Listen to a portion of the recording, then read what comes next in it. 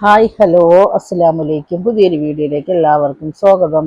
ഇന്നത്തെ റെസിപ്പി നല്ലൊരു super ടേസ്റ്റിലുള്ള beef അച്ചാറാണ്. നമ്മൾ മാങ്ങച്ചാറും നാരങ്ങച്ചാറൊക്കെ എല്ലാ അച്ചാറും ഇടാറുണ്ട്. അതേപോലെ നല്ലൊരു ടേസ്റ്റി ആയിട്ട് ബീഫ് അച്ചാർ എങ്ങനെയാണ് ഉണ്ടാക്കുന്നതെന്ന് നമുക്ക് നോക്കാം.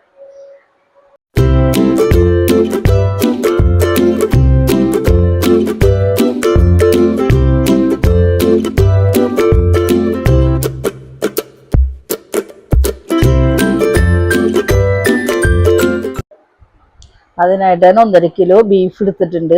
അത് നല്ലതുപോലെ കഴുകി ചെറിയ ചെറിയ കുഞ്ഞു കുഞ്ഞു പീസായിട്ടാണ് കട്ട് ചെയ്തേക്കണത്. വലിയ പീസാക്കരുത്, ചെറിയ ചെറിയ കുഞ്ഞു കുഞ്ഞു പീസാക്കി കട്ട് ചെയ്തിട്ട് അത് നല്ലതുപോലെ കഴുകി വെള്ളം ഒട്ടും ഉണ്ടാകാൻ പാടില്ല. വെള്ളമെല്ലാം കളഞ്ഞതിന് ശേഷം ഒരു കുക്കറിലേക്ക് ഇട്ടിട്ട് അത് ഒന്ന് വേവിച്ചെടുക്കണം. അതിനായിട്ട് ഞാൻ 2 ടീസ്പൂണ് മുളക് പൊടി ഇട്ട് കൊടുത്തിട്ടുണ്ട്. പിന്നെ 1/2 ടീസ്പൂൺ മഞ്ഞൾപ്പൊടിയും ഒരു വലിയ ടീസ്പൂണ് ബീഫ് മസാലയും കുറച്ച് ഉപ്പ് ഇട്ടിട്ട് എല്ലാം കൂടെ നല്ലതുപോലെ മിക്സ് ചെയ്തിട്ട് വേവിച്ചെടുക്കണം. അധികം വെന്ത് പോകരുത്. ഒരു 3-4 വിസിൽ കേട്ടാൽ മതി. അപ്പോൾ ഓഫ് ചെയ്യണം. നല്ലതുപോലെ വെന്ത് പോയി കഴിഞ്ഞാൽ അത് ഇതായി പോകും. അതുകൊണ്ട് ഒട്ടും വേഗരുത്, നല്ലതുപോലെ വെന്ത് പോകരുത്. ഒരു മീഡിയം സൈസിൽ വെന്താൽ മതി. പിന്നെ അതിൽ വെള്ളമുണ്ട്, ബീഫിൽ നിന്ന് ഇറങ്ങിയ വെള്ളമാണ്. ഇതിൽ വെള്ളം ഒട്ടും ഒഴിച്ചിട്ടില്ല. ആ വെള്ളം ഒന്ന് തുറന്ന് വെച്ചിട്ടൊന്ന് വറ്റിച്ചെടുക്കണം. അത് വെള്ളം വറ്റി കഴിയുമ്പോൾ നല്ലോണം മസാലയൊക്കെ അതിൽ പിടിച്ചിട്ടുണ്ടാവും. അത് കഴിഞ്ഞിട്ട് ഒരു പാനിലേക്ക് കുറച്ച് വെളിച്ചെണ്ണ ഒഴിച്ചതിന് ശേഷം, വെളിച്ചെണ്ണയിലാണ് ഞാനിത് വറുത്തെടുക്കുന്നത്. ഇതൊന്ന് ഫ്രൈ ചെയ്തെടുക്കണം.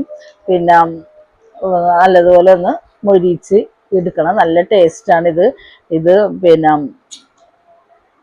2-3 ട്രിപ്പായിട്ടാണ് ഞാനിത് ഫ്രൈ ചെയ്തെടുക്കുന്നത്. ഒറ്റ ട്രിപ്പായിട്ട് ഫ്രൈ ചെയ്യാൻ പറ്റില്ലെങ്കിൽ 2-3 ട്രിപ്പായിട്ട് ഫ്രൈ ചെയ്തെടുക്കണം. ഇത് പെട്ടെന്ന് തന്നെ ഫ്രൈ ആയി വരും. ഇത് ഫ്രൈ ആകുമ്പോൾ ഒന്നും കൂടെ കിടന്ന് വെന്തോളും. അതെല്ലാം മാറ്റി വെച്ചതിന് ശേഷം പിന്നെ എണ്ണയാണ് ഒഴിക്കുന്നത്. വേറൊരു പാൻ എടുത്തിട്ടുണ്ട്. അതിലേക്ക് കുറച്ച് എണ്ണ ഒഴിച്ചതിന് ശേഷം, നല്ലെണ്ണയാണ് അത് ഒഴിച്ചതിന് ശേഷം അതൊന്ന് ചൂടായി വന്നപ്പോൾ അതിലേക്ക് ഒരു ടീസ്പൂണ് കടുക് ഇട്ട് കൊടുത്തിട്ടുണ്ട്. അത് പൊട്ടിക്കഴിഞ്ഞപ്പോൾ ഒരു പിടി വെളുത്തുള്ളിയും അതേപോലെ തന്നെ ഒരു വലിയ പീസ് ഇഞ്ചി എടുത്തിട്ട് നേരിയതായിട്ട് നീളത്തിൽ കട്ട് ചെയ്തതാണ്. അത് ഇട്ടൊന്ന് വഴറ്റി കുറച്ച് കറിവേപ്പിലയും കൂടി ഇട്ട് കൊടുത്തിട്ടുണ്ട്. ഇതൊന്ന് ഒരു പച്ചമുളക്, ഒരു 2 പച്ചമുളക് എടുത്തിട്ടുണ്ട്. അതും കട്ട് ചെയ്തെടുത്തിട്ട് അതും കൂടി ഇട്ട് കൊടുത്തിട്ട് നല്ലതുപോലെ ഇതും ഒന്ന് ഫ്രൈ ആയി വരണം. നല്ലപോലെ ഫ്രൈ ആയി വരുമ്പം വേണം ഇതിലേക്ക് മസാലകൾ ഇട്ട് കൊടുക്കാനായിട്ട്. മുളക് പൊടിയാണ് ഇട്ട് കൊടുക്കുന്നത്. 2 ടേബിൾ സ്പൂൺ മുളക് പൊടി ഇട്ട് കൊടുക്കുന്നുണ്ട്. ഇത് ബീഫ് ആയതുകൊണ്ട് കുരുമുളക് പൊടി ഇട്ട് കൊടുത്തിട്ടുണ്ട്. കറി മസാല ഒരു 1/2 ടീസ്പൂൺ ഇട്ട് കൊടുത്തിട്ടുണ്ട്. വേറെ മസാലകളൊന്നും ഇട്ട് കൊടുക്കണില്ല.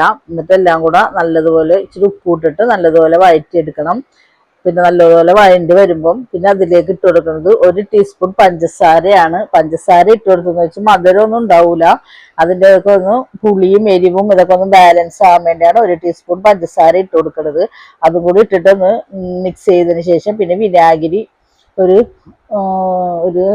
കുറച്ച് വിനാഗിരി, 1 കപ്പ് വിനാഗിരി ഒഴിച്ച് കൊടുക്കണം. എന്നിട്ട് അതൊന്ന് തിളച്ച് വരുമ്പം ഈ ഫ്രൈ ചെയ്ത് വെച്ചേക്കണം ബീഫ് ഇതിലേക്ക് ഇട്ട് കൊടുക്കാം. എന്നിട്ട് എല്ലാം കൂടെ നല്ലതുപോലെ ഒന്ന് മിക്സ് ചെയ്തെടുക്കണം.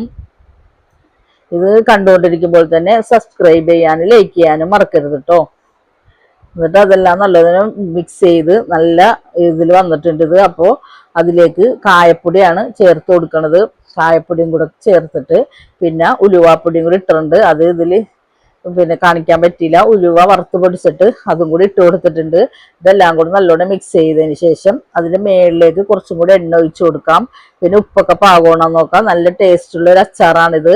ഇത് ചൂടെല്ലാം പോയി കഴിയുമ്പം ഒരു ഗ്ലാസ് ടിന്നിലേക്ക് ഇട്ട് വെച്ച് അടച്ച് വെച്ചാൽ മതി. പുറത്ത് വെച്ചാലും ഒന്നും കേടായി വരൂല. ഇത് അത്രയ്ക്ക് നല്ല ടേസ്റ്റാണ്. ഇതിപ്പോൾ മക്കൾ ഹോസ്റ്റലിൽ പഠിക്കുന്ന കുട്ടികളൊക്കെ ഉണ്ടെങ്കിൽ അവർക്കൊക്കെ നമുക്ക് ഉണ്ടാക്കി കൊടുക്കാം.